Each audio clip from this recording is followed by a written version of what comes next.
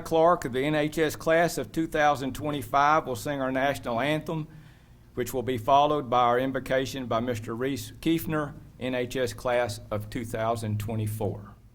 Oh, say, can you see by the dawn's early light what so proudly we hailed at the twilight's last gleaming, whose broad stripes and bright stars made through the perilous fight, o'er the ramparts we watched were so gallantly streaming, and the rocket's red glare, the bombs bursting in air, gave proof through the night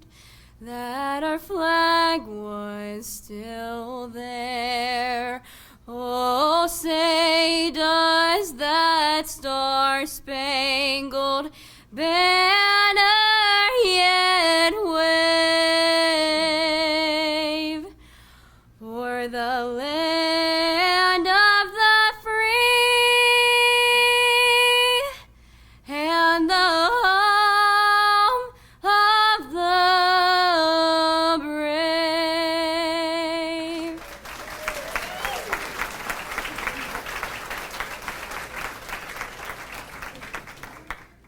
Let's pray. Dear God, thank you for bringing us together to recognize the hard work and dedication of this year's award recipients. As we honor each name, help us to remember all glory belongs to you. Thank you for the friends and family who came to support and encourage these individuals. Without their love and support, this day would not be possible. Colossians 3:23 says, "Whatever you do, work at it with all your heart as working for the Lord." As we observe the many accomplishments of our honorees, we acknowledge that none of it would be possible without you. Help us always to remember to do everything with a grateful heart and keep our focus on you. In Jesus' name we pray. Amen. Stay on your feet.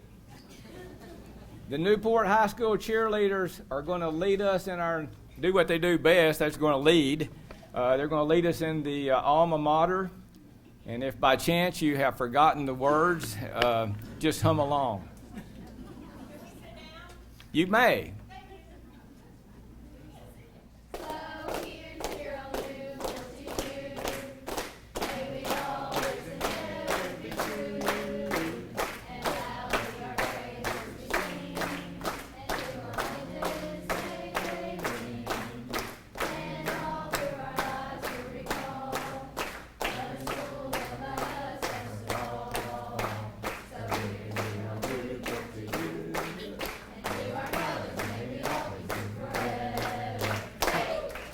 Go Hounds!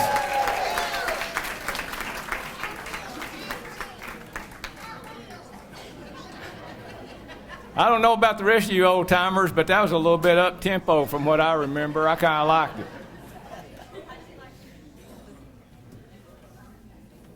At each of your place settings, I think you'll find a program and possibly a contribution card and a brag sheet, I know.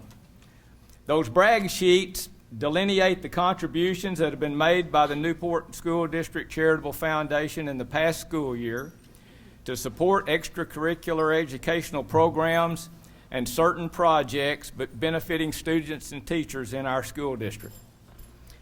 At this point, I'm kind of going to pass the plate. Money, that proverbial root of all evil, is required to support good organizations and to sustain the pursuit of grand initiatives. Your past contributions to the foundation have done a lot of good things over the years.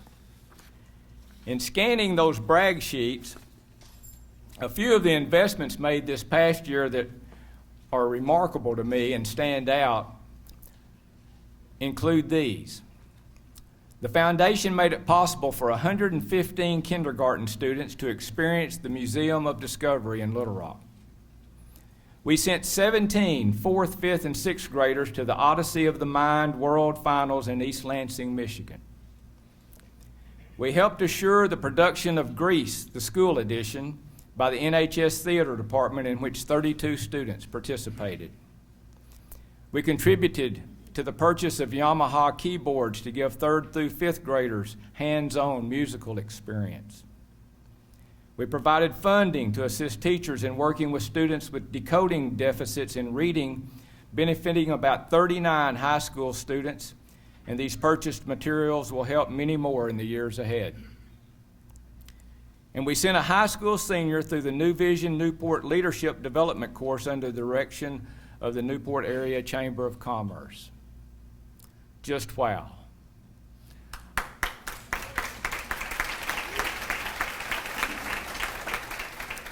All of those highlighted initiatives nurtured the creative spirits in our students and very likely could not have been funded at all or offered at all without your financial support.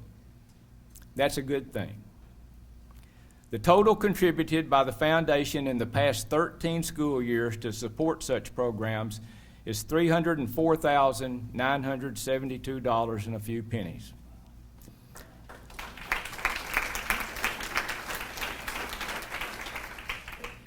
$20,817 was spent in the 2022-23 school year. Now, I was a banker, and I've never been really good at math. I wasn't lucky enough to have either Gloria Holden or Pat Brown as a math teacher in this system. But if I have a semblance of a handle on my gazentas, it appears that the average contribution over the past 13 years is approximately $23,500. Fell just a little short of that this past year. But we can do better. I know we can do better. So I'm going to issue a challenge. And I'm going to begin by asking the classes of 2004, 1980, 1981, and 1969 to, over the course of the next year, to raise as a class, not an individual, but as a class, $5,000 minimum. And I'm going to throw my class of 1970 into that mix as well. If successful, these 5 classes alone would bring in a minimum of $25,000 more than the average funding in the past years. That's close to doubling the annual impact. Everyone here knows that there's a growing need for our public schools to rely on private monies to supplement their programs, and it gets greater year in and year out. This foundation is a wonderful resource for us to rely on and for us to contribute to. So let's help all we can. And so Julius and Robert and Dudley and John, I'm going to ask that you serve as honorary chairman of your respective classes. I'm not going to really ask you to do a whole lot of work except feed me names of your classmates. And I and the foundation staff, going to throw Melissa and Julie under the bus here, we will, over the course of the year, try to contact as many of your classmates and mine as we possibly can to help you meet that goal, that challenge goal. Your influence, though, will go a long way in assuring the successes. I know it will, because you are the cream of the cream. It's people like you who the rest of us look up to. If there are members of other classes who would like to jump in onto this challenge, all you have to do is contact Julie Allen or Melissa Kiefner or me, and we'll sign you up. The more, the merrier. In addition to the money we can count out loud that we bring in, there are those silent contributions in volunteer hours that do not show up in any bank account. There are no paid executives managing the foundation activities. The board of the foundation is a volunteer board that dedicates countless hours to its success. And those board members who are present, would you please stand and be recognized?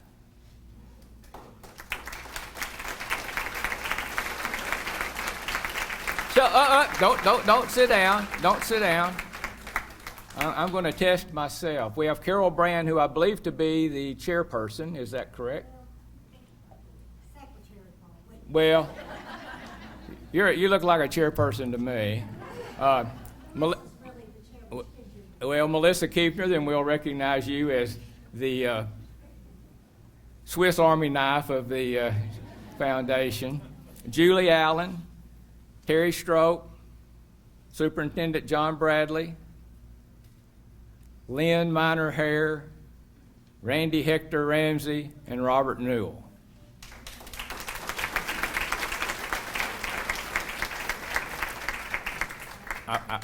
I know I remember names. My eyesight fails me sometimes, but I think I got them all. At this time, I'd also like to recognize the past inductees to this Hall of Fame. There's no listing anywhere in your programs. There are photographs up here in the front. And I can't remember what year, 2014, y'all, somebody help me out. They started putting names on them. Prior to that time, they're just photographs. But I've tried, again, this is a test. And I know I'm bound to overlook someone, so I'll say my apologies here on the front end. But I watched as folks walked in, and I think I may be able to recognize many of them. And I'm going to start with the most recent inductee class of 2022. I know Mr. Roger Brand is present, sitting right over here. Judge Harold Irwin, I did get to talk with as well. Where are you? He's right over. Where are you, Harold? Where's Harold? There he is. He's way snuck off. He's way back here in the back. And Kay Brand, Mike Brand's lovely wife, is with us. And stand up, Kay.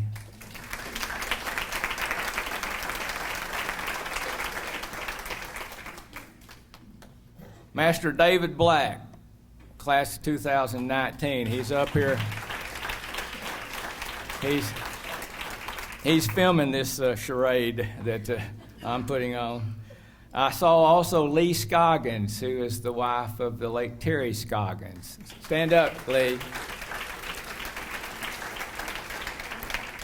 Also 2019. Henry Boyce from the class of 2018, standing right back there. Dr. Patty Mullins, class of 2017. And there are a bunch of family members of the Poppy Pennington, class of 2016. Most of them are sitting right up here at this table, so we will acknowledge his presence with us as well. And also in that class of 2016, there's at least one representative of the basketball team and one representative of the cheerleaders of 1965 here who were inducted as a team in 2016, and that would be Cynthia and Donald Ray Smotherman sitting right over here. Are there any other team members or folks associated with that team of 65? Okay, thank you. 2012 and 13 I'm going to throw together because a relative of both, Charles Donaldson from the class of 2012 and Theo Young from the class of 2013. Paula, where'd you go? There she is, right back there. That's Theo's sister, Paula Donaldson. Dr. Jabez Jackson, class of 2011. Did I see JB come in? I saw his name on the list, but I guess he didn't make it. And then in 2010, there are family representatives of both Bill Keady Jr. and John Minor Sr. here, so if you would raise your hands and be acknowledged.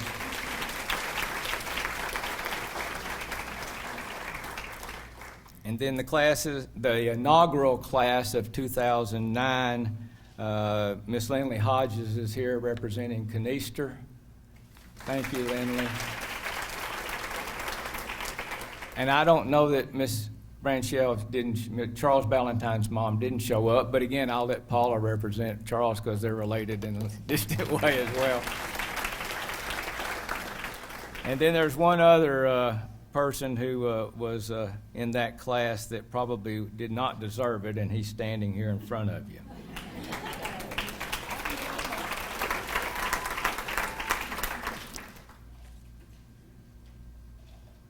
Thank you all for your contributions to this school and to your community. A couple of days ago, I get a little quote every morning in my email batch that kind of sparks me. Sometimes they resonate, sometimes they don't. But a couple of days ago, this quote attributed to Pulitzer Prize-winning author John Steinbeck hit my inbox. And what it said, "What good is warmth without cold to give it sweetness?" Tonight's honorees have walked into this room to a welcoming and warm reception from an audience eager to hear their stories and to celebrate their much-deserved recognition as the newest members of the Newport Alumni Hall of Fame. Yet life can be cold. Such cold, hard happenings have been witnessed of late. And it's clear to me that Steinbeck's observation rings true. The cold has yielded a sweetness, though, to the warmth in this setting. Some may call it a bitter sweetness, but still, it's a hint of sweetness, and it is prominent in this room. This sweetness is revealed in the caring hearts of all who are mourning the loss in recent weeks of two of Newport's favorite sons, Charles Ballantyne and Mike Brand. Both are members of this hall. Mike inducted last year alongside his brothers Rodney and Roger, and Charles honored as a member of the inaugural class in 2009. Another member of that inaugural class, Canister Hodges Jr., departed this life just 16 short months ago. The loss of these friends of Newport brings heartaches to us all, but especially to their family and friends. Dudley Dawson and Charles Ballantyne were joined at the hip since they were in grade school, and John Pennington and Mike Brand shared an exceptional lifelong friendship. So I'll ask a moment of silence in the memory of Newport Hall of Famers Canister Hodges, Mike Brand, and Charles Ballantyne specifically, but also to all others past inductees who are no longer in our midst.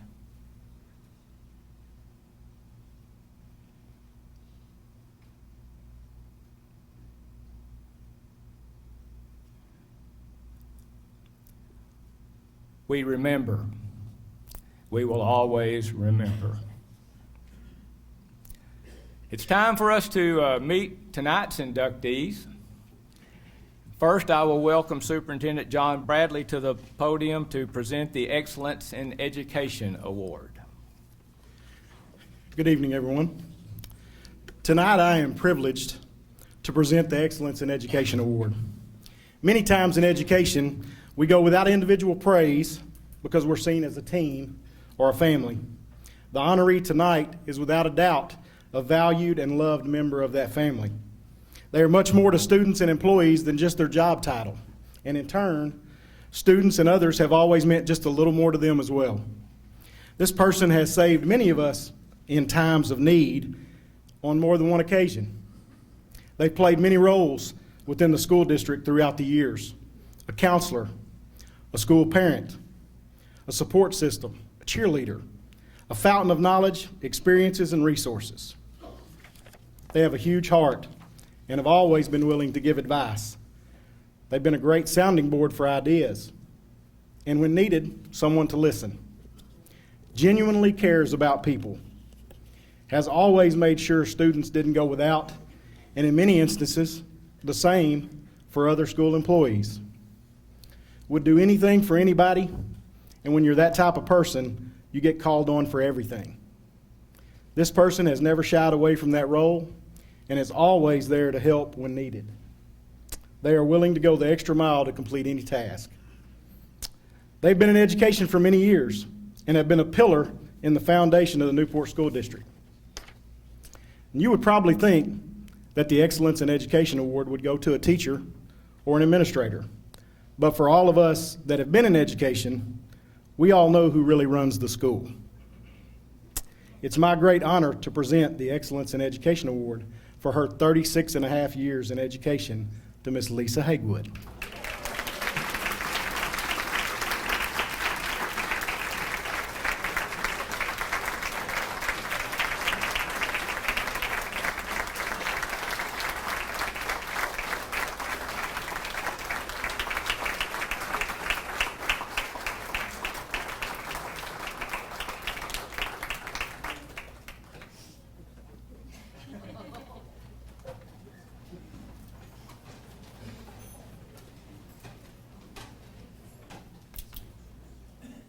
Congratulations, Lisa. I know that's much deserved. Thank you.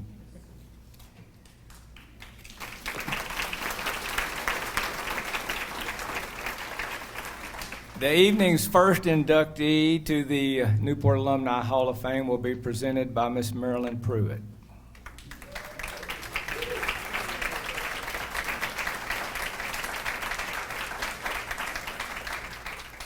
Thank you, Mr. Miles. Good evening, everyone. My name is Marilyn Pruitt, and I've been tasked to introduce one of the 4 great men being inducted here tonight. See, when I was asked to introduce this next inductee, the pressure was immensely felt. The pressure to talk about an era I wasn't able to live or witness, but an era I so often hear about. The Pruitt era is a real thing. My first time here 10 years ago, it didn't take long for me to realize just about every other person in this town has a story with the Pruitt and sports involved. So often I would ask him about his childhood, and I would often be met with, just a kid from Newport, Arkansas. Just a gap-toothed kid over the tracks in Westbrook. Well, that kid was Julius Pruitt, and that kid was a force to be reckoned with. As you can imagine, being a young man of color during those times in a small town was no easy ship, especially when you carried a last name like Pruitt on your back. Adversity became second nature, but adversity never silenced Julio. Rather yet, in his quiet nature, he challenged it. Something to say? Meet me on the court. Meet me on the tracks. Meet me on the field. It wasn't long until he started dominating in basketball, football, and track in high school. All conference and all state in all 3 individual sports. Track conference champ in the 110 hurdles, the 100 and 200 meter race, the long and triple jump. All region in football, Best Under the Sun Award, 2 AAA Most Outstanding Back of the Year, and AAA High School All-Star Game participant. Of course, he continued his football journey 2 hours southwest from his hometown at Ouachita Baptist University. And sure enough, he continued to prove that he was a force to be reckoned with, making his hometown proud to call Julius their own. He went on and became all-conference, all-region, and an All-American, becoming the only wide receiver in OBU's history to average 100 yards per game, placing him at the #1 spot for all-time single-season receiving yards, 1,116 yards to be exact. Yes, I learned my stats for tonight. He also still holds the #1 spot for single-season touchdown reception, 11. Led the conference in all 4 categories: receiving yards, receptions, receiving touchdowns, and receiving yards per game. And so it continued.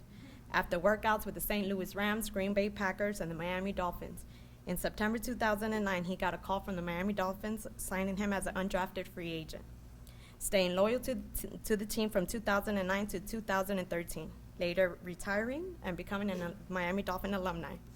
Shortly after, he started working for a prestigious construction company in Miami.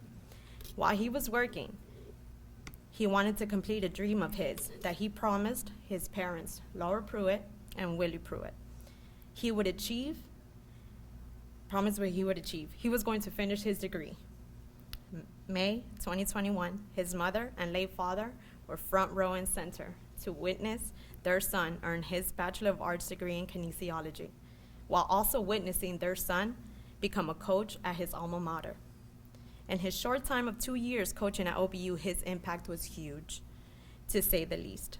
Wiping out small tissue injury, creating workout routines that are still trying to be implemented till this day, and coaching the guys that led the team to their undefeated 11-0 regular season record in 2022.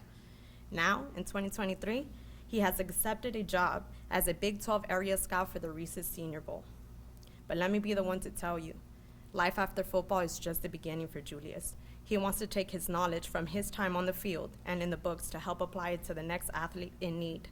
He wants to become the outsource for the kids and athletes who are just like him.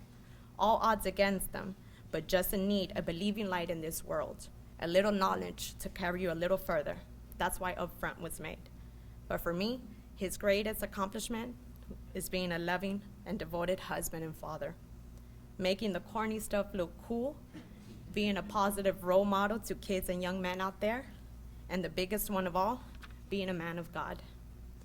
No matter how hard you are on yourself, no matter how many times you feel like you fall short, you are never too short from God's glory. You are the greatest joy in our lives, and I hope you know and feel how crazy we are about you. Let him be a living testament that no matter how long or how old, just a kid from Newport, Arkansas could make it. So it is my honor to say, it's about time Pruitt got inducted. Ladies and gentlemen, Julius Julio Charles Pruitt.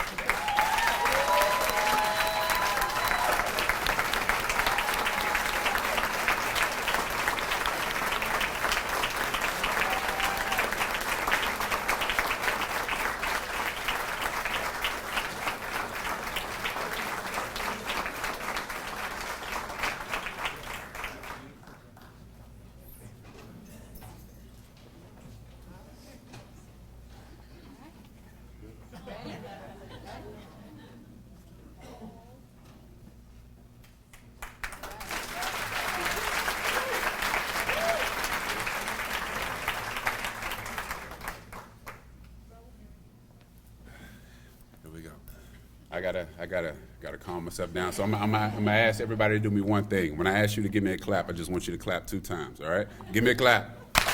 Give me a clap. Give me a clap. All right, I'm good. Got the jitters out, but wow. Again, this is truly an amazing honor.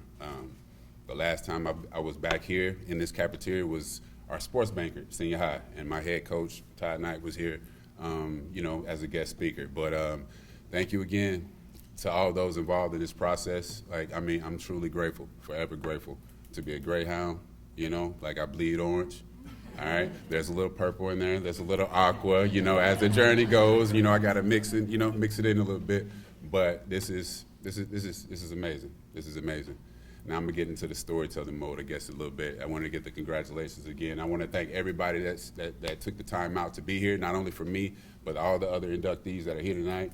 Thank you again, Mr. Miles, for the personal letter that you sent me. I really appreciate that, and just everybody involved, everybody being here just to be able, if this is my first time meeting you, hello, again, I'm Julius Julio Pruitt. Again, man, this is amazing. But like I said, I'm one not to really talk about myself, and so that's why I'm glad my wife, was able to put a lot of the things about me in her speech and things like that. My dad was the one he was the bragger. So I could come home and tell him all my stories, all the things that I wanted him to tell other people. I would tell him. That would be my dad, you get me? So he was the one that would brag. I can just tell him, and I know it would get out there with Mom too. I knew it would get out there where it needed to get out to. But it's been a journey. And like I say, my time here in Newport, it was one of those things where you kind of start figuring out things about yourself. And, for my times not wanting to go to my first period algebra class with Miss Brown, waking up, not turning in homework and things like that, but getting on, eventually getting on to the next level, which is at Ouachita, and just the process and that transformation of growing into ultimately who you're going to be, and kind of, even to this day, I'm still trying to figure out I'm learning things about myself. My wife challenges me every day, my kids, and things like that. But I'm I'm accountable to that because I want to live up to not only what anybody else expects of me, but ultimately what I want for myself. And kind of what I've wanted for myself is kind of, I mean, I'm looking right here, you know, in front of me now, my family and things like that. And just, you know, just always want to make them proud. And no matter, you know, what task or what opportunity I take forth, I just want anybody that, you know, that come into contact with me or, you know, you see my name coming across, you know, I know that kid. Or just something that's positive, you know, something that I hope is positive, you know, again, you know, things like that. But I'm a little nervous, and I'm gonna calm down a little bit. I'm gonna tell y'all a couple of stories. All right, my first day with Miami Dolphins. All right, I'm at my locker's right next to Jason Taylor, right, the Hall of Famer, and I'm right in between Chad Pennington, another hopefully a future Hall of Famer, right? But apparently Jason Taylor had 2 lockers, right? One for himself, one for his cappuccino machine. Chad Pennington had the same, but they put my locker in his extra locker, right? And guess who was the first person I seen when I'm in there, you know, getting my stuff ready? It's Chad. He coming in and he's looking at me. He's like, So they gave my extra locker to you. And normally a guy that comes in as undrafted or a practice squad guy, which I was going to be at the time, they're not there long. And even from my time being there, I was one of the only 8 original that didn't cut. I mean, they didn't let me go. So I was the one of 8 that stayed for the entire season, and ultimately they couldn't get me out the building for 4 years. But he said to me, he was like, I hope you stay here longer, you know, than the other guys before you, because they gave up my extra locker for you, in a sense, right? And so that's that. And then the first day of practice, I go out there and I'm here Channing Crowder, number 52. I got 2,500 on the guy number 11 that he doesn't make it through first period because I wore long sleeves, and it's South Florida. Unknowingly, you know, I'm used to the humidity. You know, it's Arkansas. You know, we're used to it, but at the same time, I wasn't used to the South Florida heat. So they had a bet on me, a wager, like, you know, right in pre-practice warm-ups that I wasn't going to make it through practice. But sure enough, I made it through practice, right? I didn't wear sleeves the next day.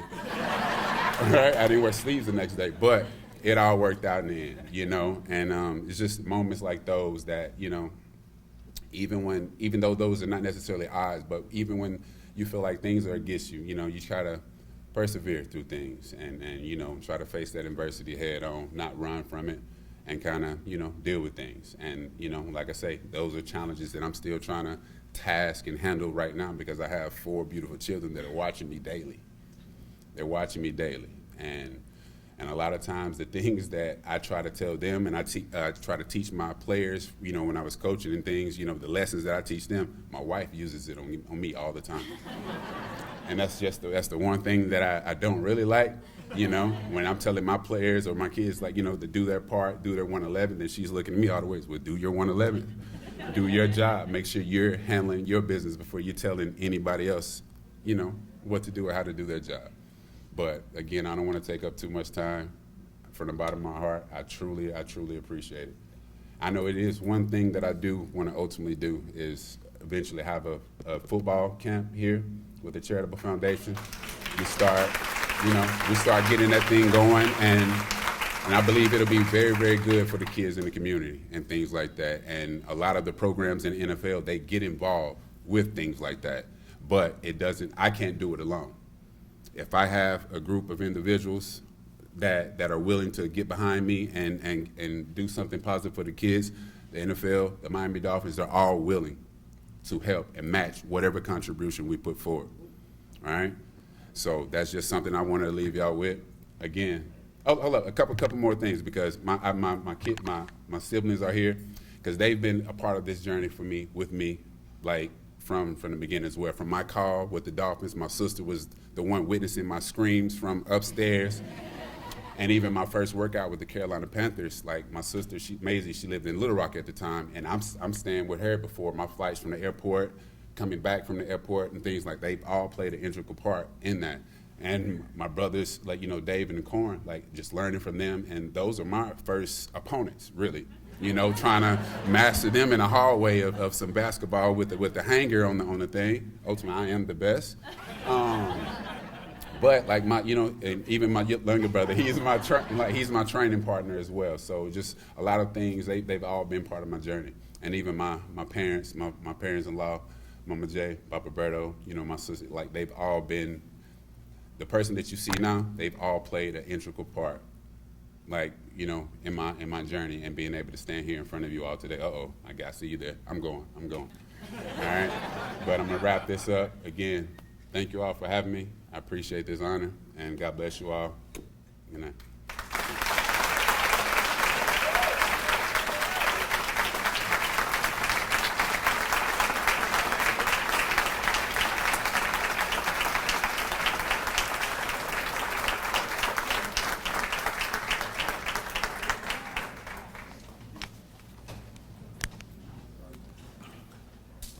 Regrettably, Catherine, I failed to introduce my wife, Catherine, too, Julio. But regrettably, we left Arkadelphia just a little while before Julio got to Ouachita Baptist. And Julio, Catherine is a Henderson State graduate, and so we get some Battle of the Ravine stuff going on. We can kind of spar that out over the next few.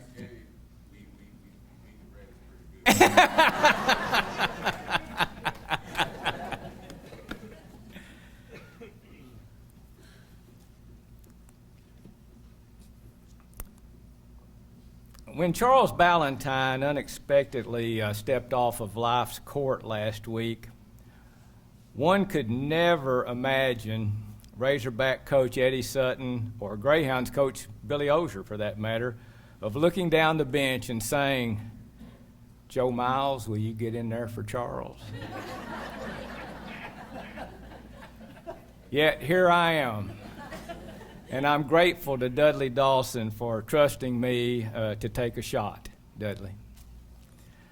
You can't tell Dudley Dawson stories without talking sports. And I'm going to jump back about 100 years to talk a little sports. Red Grange is a member of both the Pro Football and College Football Hall of Fame. He was a 3-time consensus All-American at the University of Illinois, leading the Fighting Illini to the national championship 100 years ago this year, 1923. Grange signed to play professionally with the Chicago Bears immediately after his last college game. And we think name, image, and NIL is a thing today. It existed 100 years ago. He is the last player to play both college football and pro football in the same season. And then the NFL adopted rules to prohibit that going forward. As that was going on in the 25 season, a conversation with a sports writer about Grange was held with Robert Zubke, who was Grange's coach at Illinois. And Zubke was angered and frustrated with Red Grange for going pro during his college eligibility. And he had this to say to the sports writer: "Often an All-American is made by a long run, a weak defense, and a poet in the press box." Let me repeat. An All-American is made by a long run, a weak defense, and a poet in the press box. Zubsky's message is clear.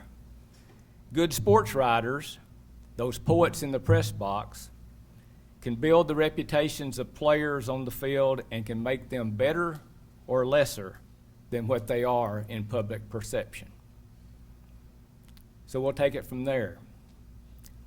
That Zubke quotation accompanied the senior class photo of Dudley Dawson in the 1981 Lakeside Yearbook. Dudley was an athlete, lettering for the Greyhounds in football, basketball, and track. On the football field, my young cousin, Max Bowie, calls Dudley a great athlete known for breaking helmets because of his all-out, hard-nosed style. Max went on to say that while Dudley was undersized, he was steady, dependable, and a great teammate. Those attributes translate into success regardless of one's vocation. Dudley's basketball coach, Stan McKee, observed that the same all-out, aggressive style of play served the team well when in practice, Dudley would be asked to guard the team's best shooter, Mark Pill, requiring point guard Michael Brown to screen for Mark during those practice sessions.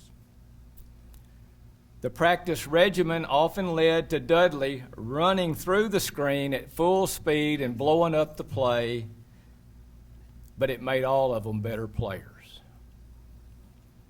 And his cousin, Brian Prince, told me of Dudley's family moniker, the Balch Bullet, saying that Dudley made up for his lack of size with some lightning speed, and I can believe it. I was fortunate to see Dudley play alongside Max Bowie and Wiley Michael and a few other of those Greyhounds back in the 81 days. Dudley's athletic prowess led to scholarship offers to several Arkansas colleges in both football and basketball. He was leaning toward going to Harding because his good friend Charles Ballantyne was considering playing basketball at St. Louis University since the University of Arkansas had not been energetically recruiting him. But I just love Dudley's intervention story. It provides a colorful backstory between two friends and makes great copy. Dudley convinced Charles to go to Fayetteville, and he followed. His close relationship with Charles Ballantyne opened a door to a manager's position on the Razorback basketball staff, and Dudley's time there in that role bridged the transition from Eddie Sutton to Nolan Richardson, the two most successful coaches in Razorback history.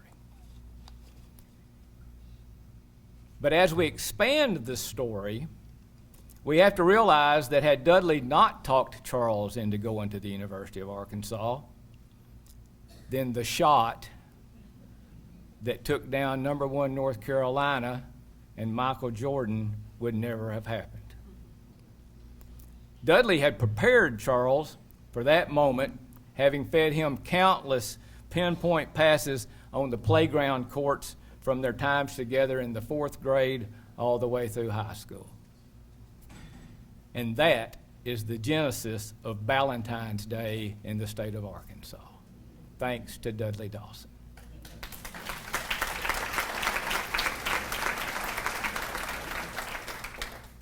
From that story, you can see how Dudley was awarded the Tex Plunkett Scholarship by Arkansas State as the top high school journalist in the state in recognition of his creating his own school newspaper when in the 6th grade, and then for filling in at the Newport Daily Independent as a sports editor in the summer of 1980 prior to his senior year.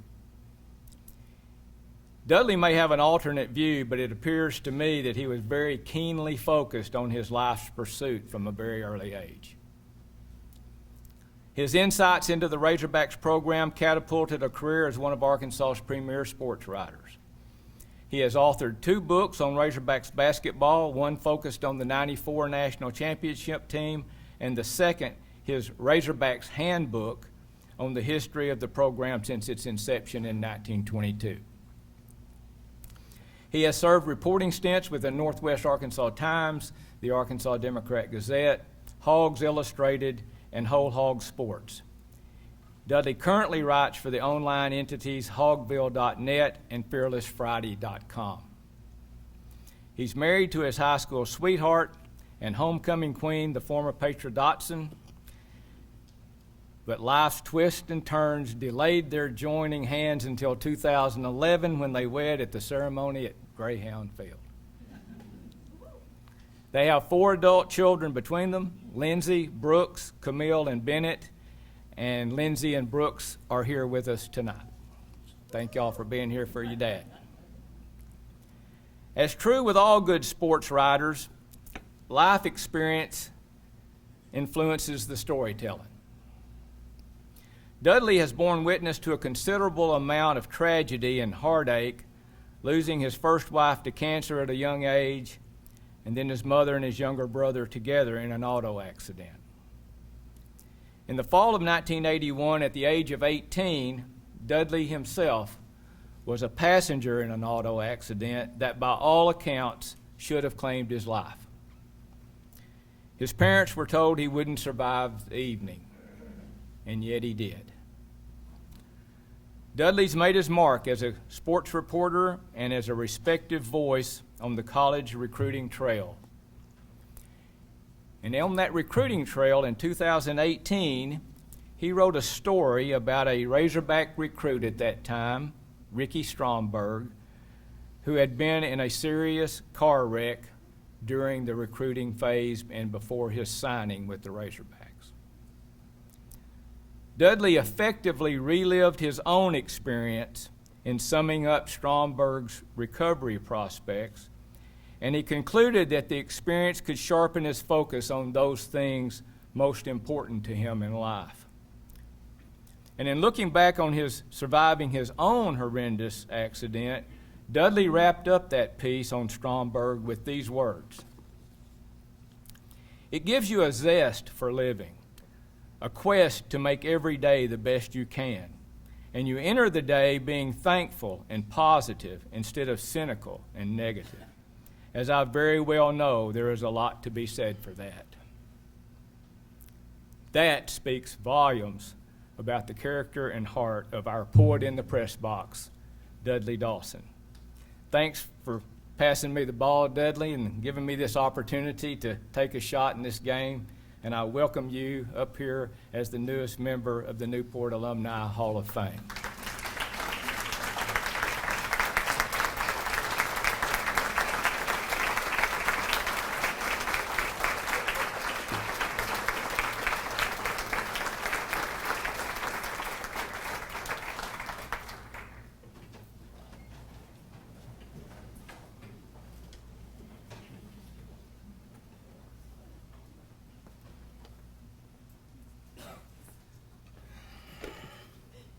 That's pretty cool. It's now been 15,263 days since I should have died. My mom, and as he said, my mom, my brother, my late brother Jeff were told not to rush to Fayetteville because I wasn't going to make it. The only thing that the doctor didn't know was I played football for Bill Keating. I played basketball for Bill Osier. I grew up on a farm in Balch, Arkansas. And I had the support of an entire community. And y'all got me through it. I spent 6 weeks in the hospital, fought every day to get to this point. And I'll continue to fight every day to keep going. The reason I made it was because of this community of Newport, Arkansas, of which I am an unbelievably proud member. If you've ever listened to me on the radio, ever read any of my stories, you know that people get sick of me telling them that I'm from Newport, Arkansas. But they're just going to have to continue to deal with it because I'm going to continue to be a proud member of the Greyhound community, proud member of Newport. I made it through also because of my family, many of whom are sitting right back there, who kept me going and have kept me going since then. You know, there's been a few other things. Because of my I've had two beautiful wives. I've loved two women in the world. My late wife, Laura Beth Horn Dawson, and Petra Lynn Dodson, who broke up with me in high school because she said I was too cocky. Now, I was a football star, a basketball star, pole vaulted because nobody else was crazy enough to do it, but I always won because nobody else was doing it. And it only took me 27 years to get Petra back. And as they said 30 years ago, we stood at our 30th year high school reunion. We stood on that football field out there at Greyhound Stadium, where some of my best memories were, and got married. And this leads into a story of we were sitting at home one night watching TV, as we usually do these days. Sure, it was a crime show or a sports event, or maybe both, because I now have 3 TVs working in one area, but that's neither here nor there. But she started to talk to me, and she said, "Hey, have you ever thought about, wanting to be in the Arkansas Broadcasting Hall of Fame or the Writing Hall of Fame?" And I said, "Well, I'd be lying if I said I didn't." But I said, "You know what's more important to me, really? I'd really like to be in the Newport Hall of Honor." And I explained that while the people of Arkansas are great, and sometimes I don't care whether they like me because of the job I do, but I wanted to be appreciated by the people that I appreciated the most. And that's all of you guys, those that have gone before us. I had the wonderful opportunity on the first day of 4th grade to meet a young man named Charles Ballantyne. I would like to point out that I was taller than him in the 4th grade, that I scored more points on our 4th grade basketball team, and I also met Petra Dawson, who was Petra Dotson then. And so that was a really cool day for me, that 4th grade, and I got to meet so many of my other friends after we came from the country school out in Rimmel, Rutherford Elementary, which to this day still provides me with my greatest athletic achievement. It wasn't on the football field, wasn't on the basketball court, wasn't on the track. Rutherford Elementary had an Easter egg hunt. There were 62 eggs laid out. I got 56 of them. Which led to a new rule. I think the first time the word woke was probably used, that Dudley cannot get all the eggs. The other 18 kids have to be able to get some eggs. They set a limit. The next year I could only get 30. I got 30. And then, so that was my greatest athletic achievement. My biggest defeat was one of our classmates named Kim Clark in the 3rd grade. She got more eggs than I did. I'm still not over it. But I'll get through it. Now my lifetime friendship with Charles led to some wonderful things. I'll talk about the shot in a minute. Well, actually, I'm going to talk about the shot now. If he had not hit that shot, then I would not have met my future wife, Laura Beth Horn. Those two right there, please stand. I'm doing that because they hate that. And like their dad, they're shy. But the night Charles hit the shot, we decided to go out to a club. Because it was 11 o'clock in the morning when the game happened. We went out to the club, and I met Laura that night. So I'm telling you, Charles misses that shot. Not only does North Carolina stay number 1, but I don't meet Laura, and those two aren't here. So that's a wonderful thing for me. Also, he was so supportive in Petra and I getting back together. He knew that that she was my one from early on, even if she didn't. But Charles helped me live my life in this way. Charles was known all over the state because of the shot. But he was one of the greatest people that I've ever met in my life.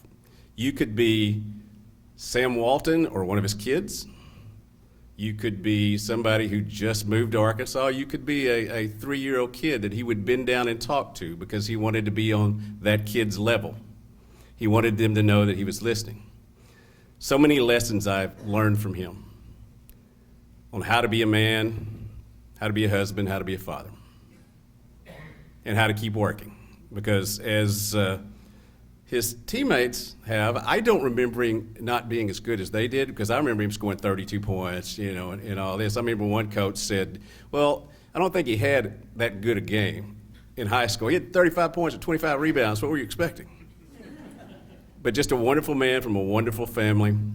We're going to say goodbye to him in Fayetteville on Saturday, and then I know he's going to have a memorial service here later on down the line with the family, and it's just, I can't even begin to express my love for him, how he affected my life. I hope I affected his. I know I got his butt up there. He told when I'll just finish it with this story. Coach Eddie Sutton and Coach Jim Counts called me one morning. Charles and I had always gone to basketball camp during the summer, and Arkansas wanted Keith Lee, who went on to be a very good player, but Keith Lee didn't want Arkansas. So they decided that we'll go ahead and offer Charles. So they called me, knowing that I'm his best friend, and saying, hey, could you help us out here? If you could get him to go to Arkansas, then we will pay for you to come as well. You'll be on scholarship as well. Now, to me, that meant I was going to be the point guard for the University of Arkansas.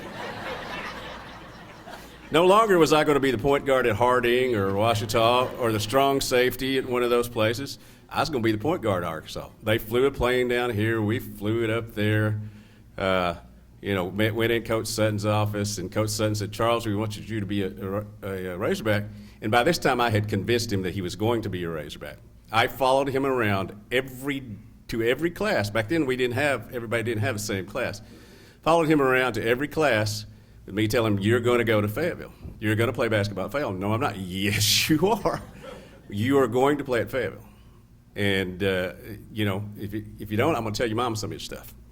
You were going to go to Fayetteville. So finally he went up there, got to Fayetteville. We had that set down. He agreed to come. Coach Sutton informed me that I would be a manager instead of a point guard. After I found out what a manager was, I still agreed to do it. And, I take great pride in the only time I've ever met Michael Jordan, going up to him at the Berto Center in Chicago, where the Bulls practice.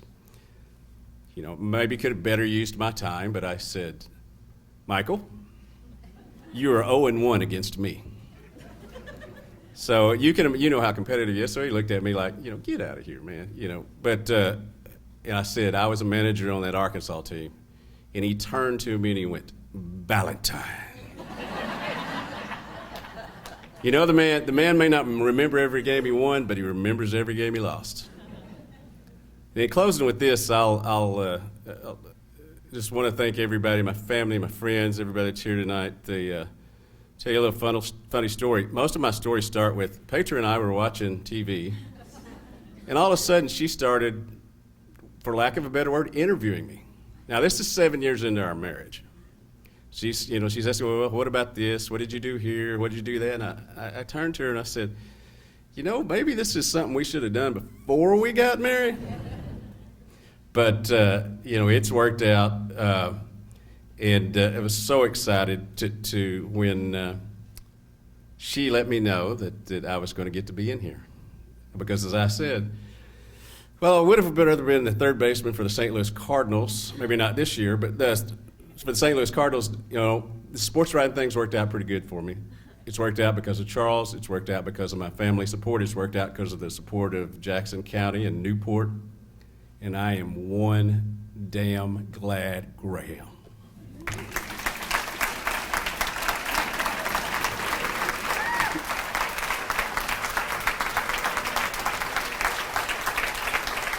Good evening. My name is Mike Craig, and I am here tonight to present my brother, Robert Craig, for induction into the Newport High School Alumni Hall of Fame. I think most of you know Robert and our sister Catherine and me. We grew up not too far from here on Virginia Road. Our folks are Marilyn and Roy Craig, who had the print shop here in town. Catherine, Robert, and I grew up here in the 1960s and 1970s. We're products of the Newport school system. And I think we're better off because of the Newport school system. Our parents believed in this school, and they thought that John Mullins was an incredible leader, and they made sure that we were here every day. We got more of those dreaded perfect attendance awards than we care to remember. After graduating from high school and then college, Robert came back to Newport.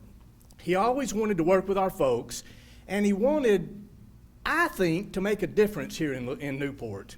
And the difference that Robert is making is he's working to uncover and preserve the history of Newport, Arkansas, and Jackson County, Arkansas. If you're old enough, you recall some of these names from the history teachers that we had here in Newport. Ollie Burton, Darlene Bannister, Sandra Cox, Miss Taylor, just absolutely amazing teachers that that were teachers in the truest sense of the word. And they taught us that, of course, history is about events and dates and that kind of thing. But really, when you boil it all down, history is mostly about people. It's about what people did and how they lived and how they grew a town. And the hopefully continuing efforts people make to be better tomorrow than they were yesterday. Well, I think Robert totally bought into what these teachers were trying to pound into us. Robert, in our high school years, Robert became deeply interested in our family's personal histories. He spent hours researching our family's personal history. And that kind of segued into a deep interest in the town of Newark, Arkansas, where our dad was born and raised, and now Newport, Arkansas, where we were born and raised. Robert understands that each of us are part of Newport's story. If your personal past is part of Newport's past, and that automatically makes you important to Robert. There's nothing he would rather do than sit down and visit with you about your predecessors' stories and what all they did and how they are woven into Newport's story. Robert has been involved in this now for several decades. He picked up where Lady Elizabeth Luker and James Morgan left off, and I think he's done a heck of a good job with it. Robert is the longtime editor of the Stream of History, the publication of the Jackson County Historical Society. Under his watch, the Stream of History has been a really professional publication. It's professionally prepared, it's very comprehensive, and I think it's interesting. It has been recognized multiple times by the State Historical Society for excellence, and I know I learned something every time I pick one up. Robert's work in documenting Newport's past is a very typical Craig operation. There's a lot of work involved, and there's lots and lots and lots of hours involved, but there's very little return involved. But the good thing is Robert's not doing any of this for personal gain. For Robert, he genuinely enjoys the work, he genuinely enjoys the results, and the icing on the cake for Robert is getting to meet new people along the way. Robert is a regular presenter at historical events. He freely shares his knowledge. And Robert somehow has become kind of the go-to guy for people trying to get information about some former family member who grew up here or some Jackson County institution. People from around the country contact Robert for information. I don't know how they find him, but somehow they do. The city of Newport has a slogan. I think they still have this slogan. And the slogan says very simply, Newport, Arkansas, proud past, bright future. Now, I don't know who came up with that slogan, but I think they got it right. Newport does have a bright future.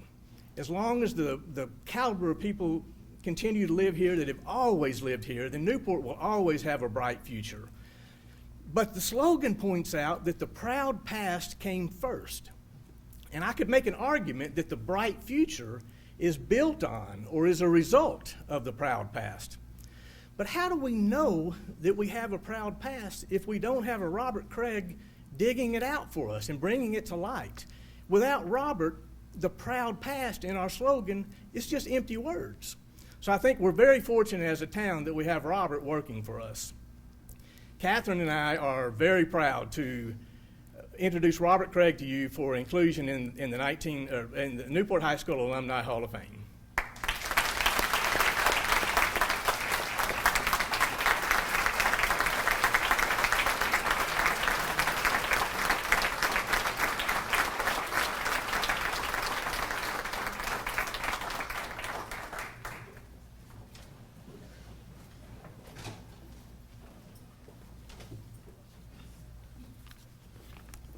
Thanks, Mike. We really didn't like each other when we were growing up, by the way, but you really can't tell it from that, so I appreciate that. He mentioned the perfect attendance awards, and I didn't even think about that, but I'll go ahead and mention this. I had 11 of those going into my senior year. And I told my dad, I said, Dad, I cannot get one the 12th year in a row. This is true. So he went to Chicago one time, and he took me, and I missed a day of school. So that knocked me out of going 12 full years, never missing a day.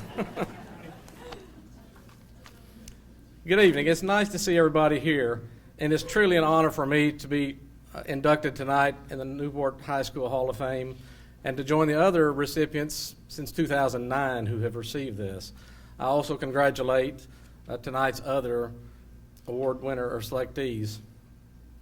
First, I have to say a thanks to my brother for that introduction. And like I say, the way we fought as kids, I really didn't know he'd ever have anything nice to say about me. So, I mean, we shared a room after all for 18 years or something. So, you know, that does it right there. And thanks to him and my sister for nominating me for this recognition. At this point in my life, I know that I probably should have been a nicer little brother to them, but it all came through, I guess. So luckily they forgot what all I was like, and so they nominated me for this award, which I appreciate.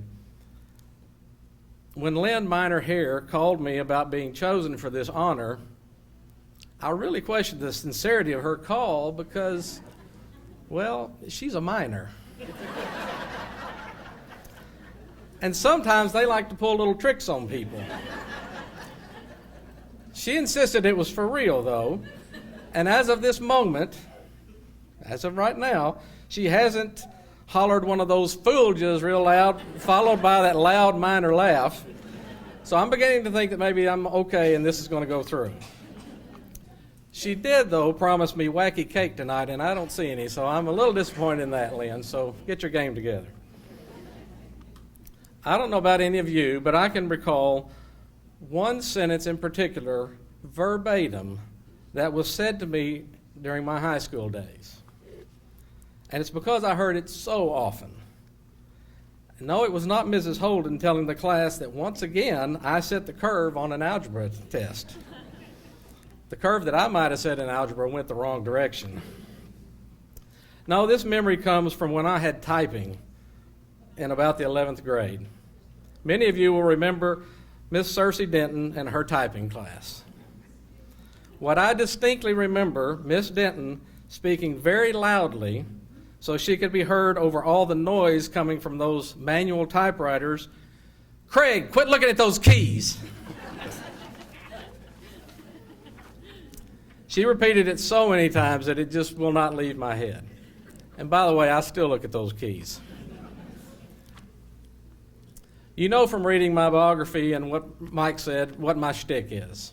I enjoy researching history. Correction, I enjoy researching local history. I like recording our past for those who might want to know what happened around here years ago. Believe it or not, there were some interesting things happen here. I've written on many different topics, including subjects like our old friend, the White River Monster. I've covered local business histories along with biographies of entertainers, politicians, and sports heroes. I've described wars and how they affected our communities and covered my favorite subject of newspapers. And I decided that more serious subjects like black history needed to be covered too. Coupled with that are the uncomfortable associated scourges like racism and prejudice that I tried to cover. One story I'll be completing in the next few years will be about the integration of this very school district. Some of you may remember that it went pretty well, although there were some issues. And so if anybody has any memories of that, I'd like to talk to you after this is over. By the time I finished researching a Jackson County topic, I realized just how much I don't know about it until I tried to describe it for others to understand. I'm also amazed that after conducting research, the story often goes in a direction that I wasn't even considering or being prepared for. The county's World War II history that I'm working on right now is a really good example of that. As a historian, I feel we should not forget nor regret the past. Actually, we should be thrilled that we had a part in it. We also need to recall those from our past who are no longer with us. We should cherish the memories of our friends like Charles Ballantyne and so many others who are now gone, but whose voices we recall echoing down the hallways of these very buildings, or in Charles's case, in the basketball court next door. We celebrate the accomplishments and contributions of so many NHS graduates who bring credit and distinction to Newport schools, its teachers, and its administrators. I hope you can appreciate what I'm about to say and that it applies to you too. I think that if you're lucky, your hometown, wherever it is, and no matter how long ago you left it, is the greatest place you'll ever live. Warts and all, there is truly no better place. No matter where you end up, you'll never have friends quite as good as your earliest friendships. You'll likely never belong to a church that is more important to you than the first church you attended in your hometown. There will never be a town more interesting than the one which fills your earliest memories of walking its streets and sidewalks. The adults you looked up to in awe when you were a child and a young adult are the greatest people you will ever know. You also should realize that any other school you attend won't be quite as grand as the one you stepped into as a scared first grader years ago. Anyhow, thanks very much for this. I do appreciate it, and Newport means a lot to me, and it will continue to mean a lot to me as I continue writing stories, and I look forward to it. Thank you very much.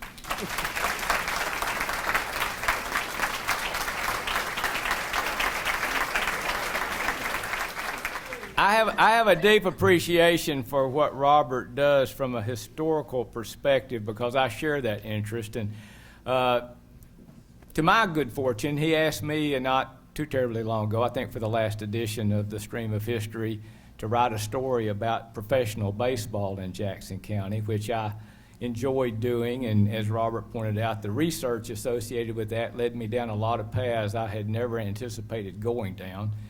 And Robert wrote an accompanying piece about George Kell, who is an extremely dear friend of my family. My father and George both went to college 1 year, and they lived next door to each other in the fall of 1939 and remained fast friends all of their lives. And so I like all stories about sports-related figures in Jackson County. So thank you both to Robert and to Dudley for bringing me those pleasures.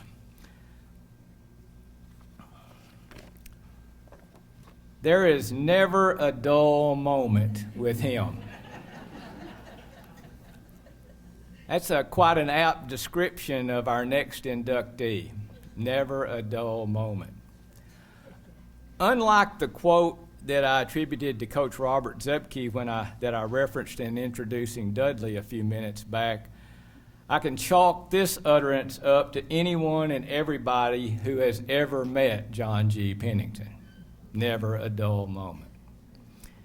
But I do believe that our high school librarian and yearbook sponsor, Ms. Marie Eubank, just scribbled down her first thought about John when she was assigning quotations to accompany his senior photograph in the 1969 Lakeside. Since many of the quotes for those endeavors come from noteworthy authors associated with the student, she didn't have a lot to go on. John will be quick to tell you that he doesn't read much, and that the last book he read was Charlotte's Web. I just happened to bring my copy out of my own personal library as evidence of the last book, and I'm sure he's read it multiple times, but it is the last one that he read. So what else can I say about John Pennington? Well, I'm going to start by just regurgitating a few things that you already know.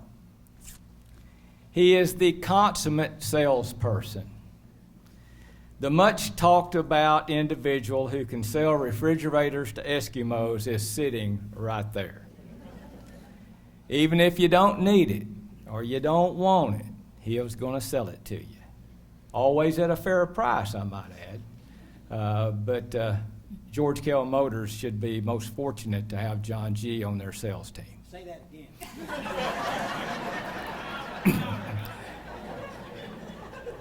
John deserves a raise, Dean. He is a good man. Perhaps that is what the G stands for. Good man. He'll pull out all stops to help another person or any of God's creatures anytime, any place.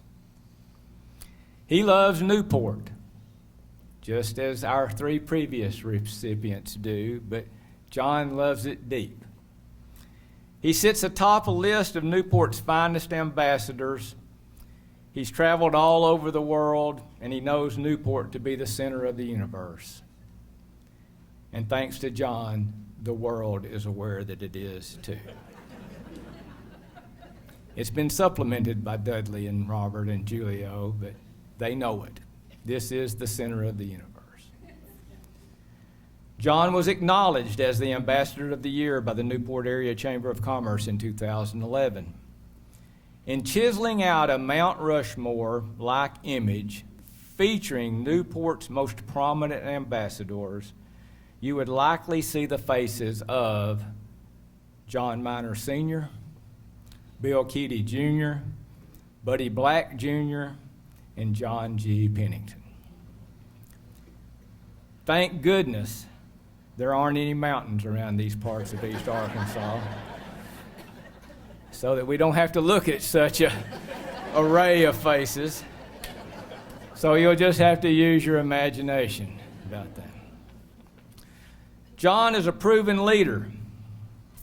He was an all-conference guard helping to lead the 1968 football Greyhounds to an undefeated season. He was the youngest individual selected to serve as president of our Sigma Phi Epsilon fraternity chapter at ASU his sophomore year. He rose through the ranks of Brown Jordan Furniture Company to serve as regional sales manager and company director before founding his own, the Pennington Group, to introduce his own furniture. He served 13 years on the Newport City Council and provided leadership as a member of the Newport Levy Commission and as chairman of this Newport Special School District Charitable Foundation.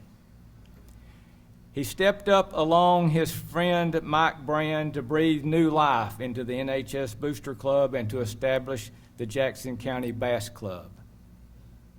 That's fishing, not those four-stringed instruments, that you play in a band. He's a first-class advocate of the Jackson County Humane Society, dear to my heart. If an organization needs something done and done right, ask John Pennington to get involved. He's a friend to the masses. John could have asked any one of you to come up here and stand where I am right now to make this introduction. I don't know a single person who doesn't have a solid friendship with him. It'd be nice if my old pal Mike Brand could be up here alongside me to tag team this introduction, since neither one of us could match wits with John G. one-on-one. Heaven knows I've tried. Heck, I was voted wittiest in the class of 1970, but then John G. was wittiest in the class of 69. Advantage Pennington once again. He's a devoted family man. He and his wife Sue have 2 adult children, Lindsay Tabor and John Ward Pennington. Lindsay's here with us with her family this evening. And he and Sue have had the grand fortune of loving 4 beautiful grandchildren and me.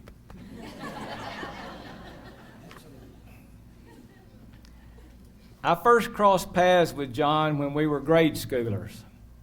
He went to East Newport and Gibb Castleberry, and I attended Walnut Street and Gibbs Albright right here in this neighborhood. But there was a short street in John's neighborhood that had a steep incline and a sharp turn at the bottom that was a magnet for all daredevil bicyclists under the age of 12 back in the late 50s and early 60s. Several of my neighborhood pals and I would ride our bikes over there to challenge the curve and to get to know other kids like the Pennington boys. We called that hill Dead Man's Curve because of the popular Jan and Dean song of that era. That hill and the Little League fields were fun spots to meet new friends before we advanced to junior high school. A little later, I became a regular, riding around, cruising Malcolm Avenue with John and his twin brother Bruce and their cousin Lewis Collier in the Pennington Boys 57 Chevy. The 8-track tape player in that great ride allowed us to sing along to all the fine music of the 60s, and John and I began to speak in song lyrics in our goofy conversational style that we still do today. After high school, John went to Arkansas State and became a big man on campus.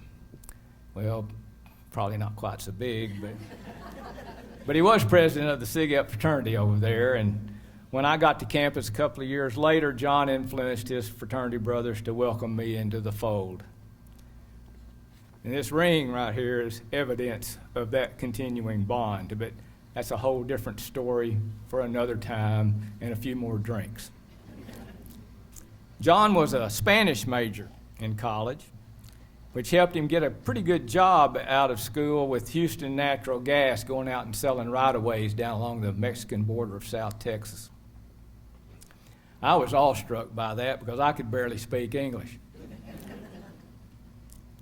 And the crazy thing is his college roommate was a French major. So when I'd go visit their room and sit down and listen, heck, I couldn't understand the thing they were saying. One talking in Spanish, one talking in French. And so I resorted to talking in song lyrics again like we did in high school.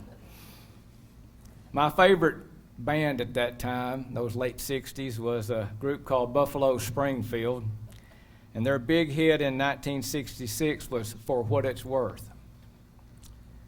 So for what it's worth, I'm going to borrow a few of those lyrics and alter them just a bit to suit my fancy. There's something happening here. What it is ain't exactly clear.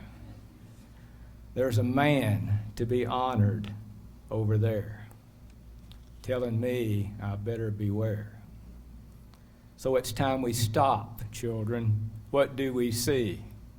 Everybody standing and cheering Johnny G. Stand and cheer.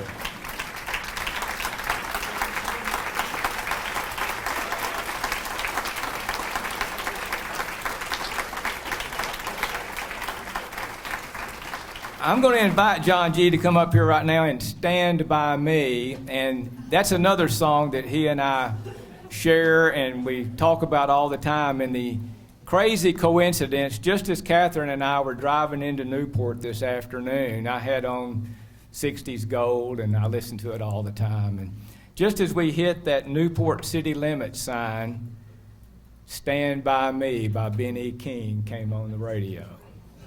That's true. She says it. So welcome to the Newport Hall of Fame. In that one verse of For What It's Worth, it says, singing songs and carrying signs, mostly say hooray for Joe Miles. That's what I always say. We got something to do here. We got to walk up here. We got it out there photo.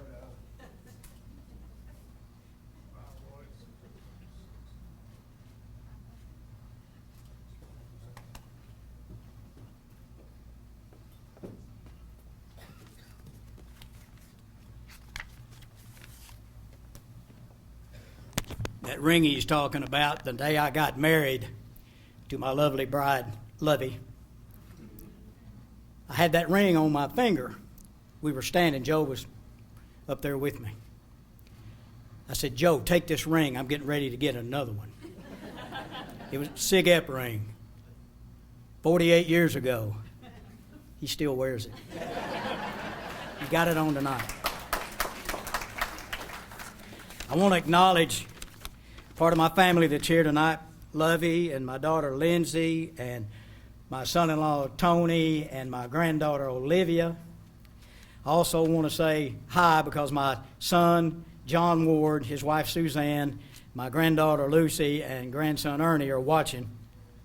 I also want to acknowledge that I have another granddaughter that I suspect right now is sitting right between Ballantyne and Bran. That'd be Sloan. She's watching.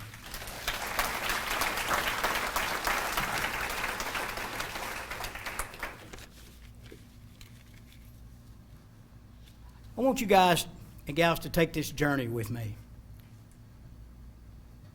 54 years now. Where'd they go?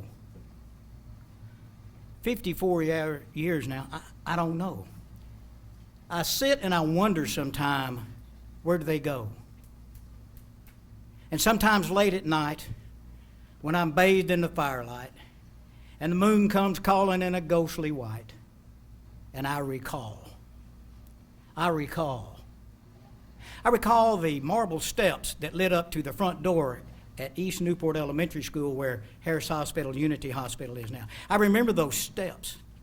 I remember walking up every morning another 3 flights of steps to the top of that building where we said the Pledge of Allegiance and sang She's a Grand Old Flag. I spent the first and second grades there. Then I moved all the way across town to Albright Elementary. 3rd grade there, half of the 4th grade.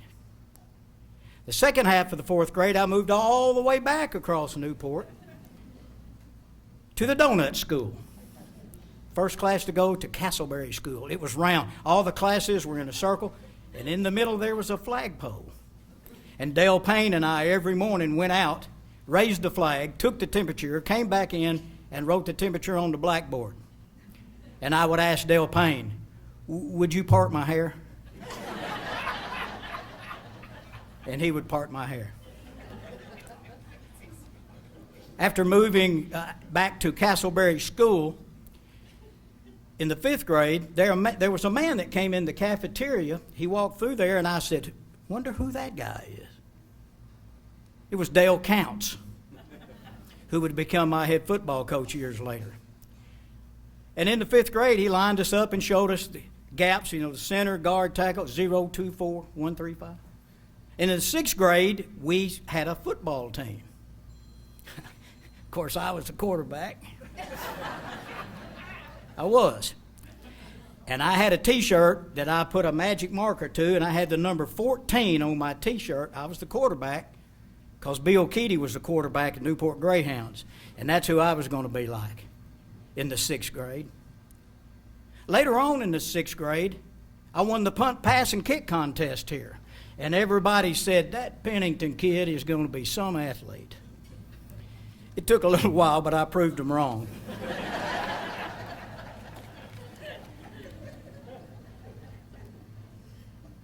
In the 7th grade, we were called Rinky Dinks, and we got to play at halftime.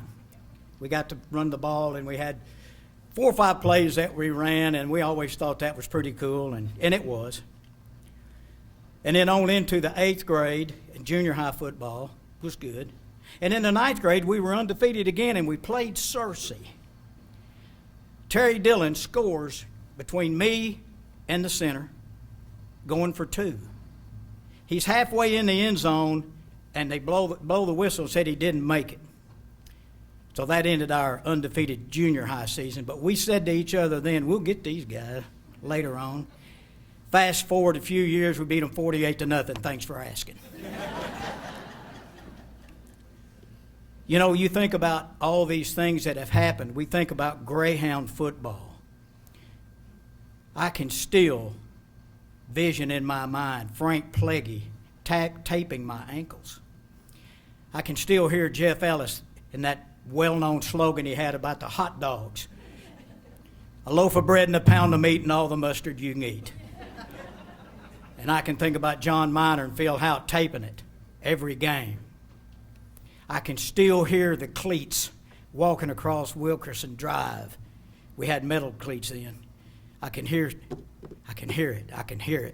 The march of Greyhounds going across that concrete. I always loved to hear it. And I look through the gate, and the stands are full every game. And right at the gate is Mr. John Mullins, coat and tie, hat, telling us get after it, get after it. I hear the band, I hear the cheerleaders. I think about myself standing on the field when they're playing the Star Spangled Banner, and I got my helmet under my arm, and I'm thinking, you poor sapsuckers don't know what's getting ready to happen. Friday nights in Newport. Friday nights. I always said I must have been a pretty good ball player because Mike Brand played here, Roger Brand played here, and they both got scholarships to Arkansas. So I must have been pretty good to get them that far.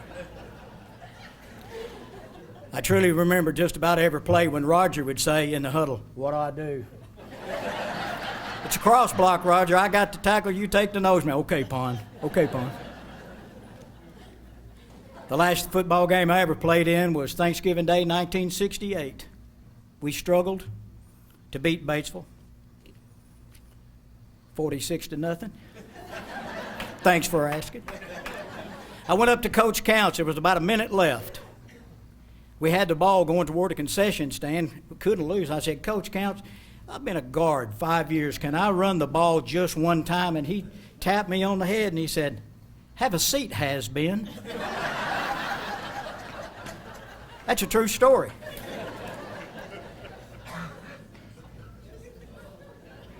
When any of us start talking about education and whatnot here, well, they always talk about Pat Brown and Gloria Holden and all of those teachers that I never had anything, there was no way I could get in their class. I always said this before, Miss Holden wouldn't even let me walk by her class.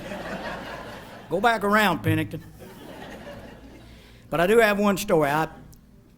My junior year, I was in a business class, math, and I wasn't paying a lot of attention. There was another guy in the class, and we kind of cut up a little bit, making noise and one thing or another. And after the class, I'm not going to name the teacher, but he said, "Pennington, I need to tell you that you're going to have to get serious about life. You're going to have to pay attention and don't try to be so cute and be the center of attention. You just need to be still and learn." I said, "Okay." Class is over. School's over. Probably 25 years later, I'm sitting on the airplane in Memphis. I'm going to, I think either Brazil or Germany. I don't know. I used to go all over. But anyway, I'm sitting in the front seat up there, the big boy seat, and this guy walks by. I said, "Hey, that's that teacher." I don't want to say his name. So anyway, the plane takes off.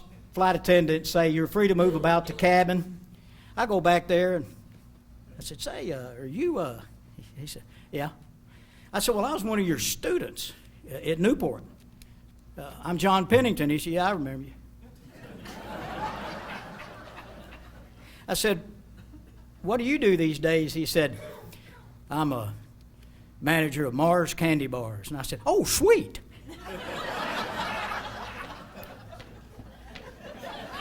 Sweet.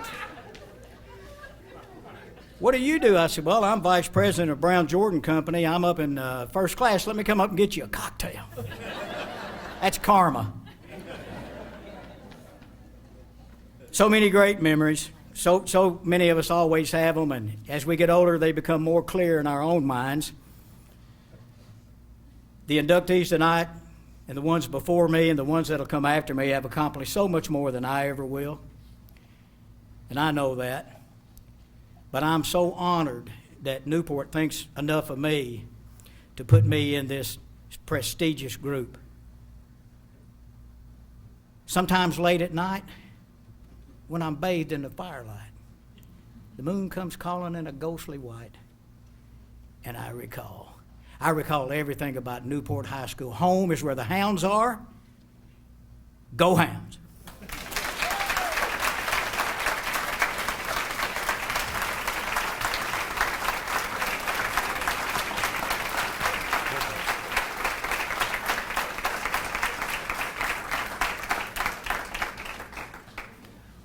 What a great 2 hours this has been. Adds to the memories, and I just love it. Hearty congratulations to Julio, Dudley, Robert, John G. as our newest Newport Alumni Hall of Famers. They've already had their photos made, so chaos can begin here in just a few minutes, and y'all can all come up and congratulate them, and we can mill around for a bit before you go home. Alton's already done it, I think. Yeah, we did it before, so we got one up of you. Yeah, we don't play around up here. We don't even go to recess. But before we do jump out of here real quickly, You know, when John G. reads a book, I mean, I had put it on my reading list, and so I scanned it the last 30 minutes right before we got here. It's not a very big book, you know, but it's full, absolutely full of words of wisdom, and that's the genuine truth. If you never read a book, or you only want to just read one book like John, Charlotte's Web is it. I mean, that should be at the top of your list. But in thumbing the pages of this little fabulous story, I found a few words of wisdom that I think are most appropriate to close this occasion. And I'm going to have a little single one-line quote for each of the 4 inductees, and then one for the 4 of them collectively, and then one for us as a group. And they all came right out of this little book, and that's no kidding. I mean, they're in here. So, for Julio, Wilbur was modest, but fame did not spoil him.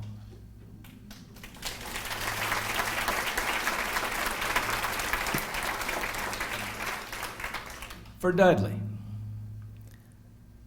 I've got a new friend, all right, but what a gamble friendship is.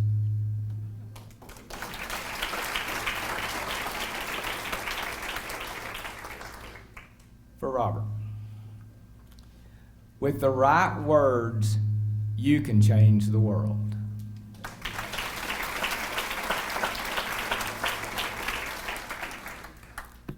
For my friend John G., you have been my friend.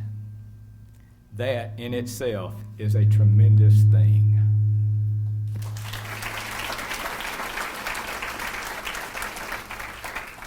And for all 4 of our inductees this evening, it is deeply satisfying to win a prize in front of a lot of people.